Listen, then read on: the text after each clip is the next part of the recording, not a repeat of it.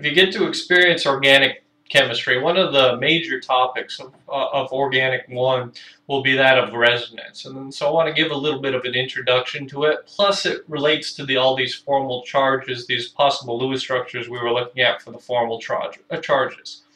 Now, consider this: if you draw the Lewis structure for the formate ion, that is an ion of the ion with this formula here, you'll see that there are two different ways you could draw this Lewis structure. You could draw it with the double bond here, or the double bond here, as shown in this set of Lewis structures.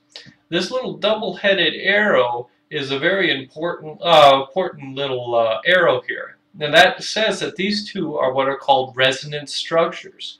So these have, if you calculate the formal charges on these are equally good structures. And the question is, which one is the correct one? Well, the answer is they're both correct, and that they both share essentially equal opportunity or equal number of time where they're in these two different forms, where this oxygen has a double bond or this oxygen has a double bond. And so this kind of sharing or between these two Lewis structures is what is called resonance. So the electrons in double bonds, they can essentially move among oxygens and carbons as shown up in here. So the electrons from here can move over here. When that happens, or excuse me, the electrons from here can move down to here to make a double bond. When that happens, a carbon will now have 10 electrons around it, so it's got to move these electrons from this double bond up into here.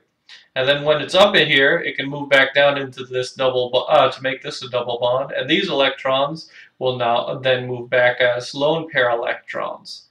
And so these electrons are what are called delocalized, or not in the same place at any given time. Sometimes they're involved in bonding, sometimes they're just lone pair electrons.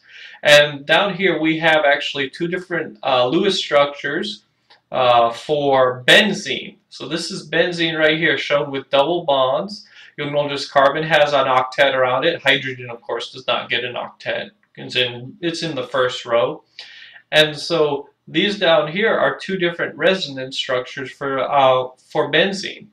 Well, here's a few more ways that by convention chemists draw benzene, and you'll notice they don't actually put the element symbols or even the hydrogens on these. And the way that these conventions work is that any point or any unspecified little corner on this is representing a carbon, and that carbon has enough hydrogens attached to it to give it a total of 4 bonds to that, including the double bonds. So you'll notice that this right here is this structure right here, just written in this other convention where it's not showing the hydrogens or even the carbon element symbols. And over here, this is the same Lewis structure as this right here with this other convention. Now sometimes this is even written as a circle, showing that these double bonds can essentially move all the way around the ring. Again, they are delocalized. And this is actually probably the best or most accurate depiction of what benzene is actually like. Because in reality, the electrons are moving so fast that it might as well be a set of delocalized electrons that are bonding, producing double bonds all the way around this carbon atom. So again, here's another example of a resonance structure. This is for ozone. So this is O3. And you'll notice that ozone has a double bond in it and a single bond in it. But, of course, the double bond and single bonds can move between the two different oxygens.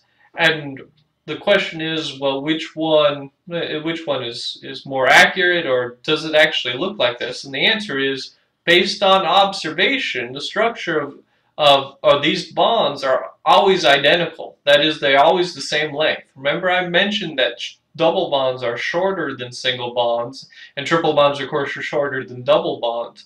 And so, based on observation, we know that these bonds have equal bond length, and that indicates that this is not really a double bond and this is not really a single bond, but it's kind of like a hybrid of a combination between a double and a single.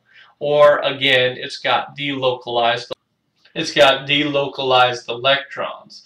But both atoms have a charge, a formal charge of approximately -1/2.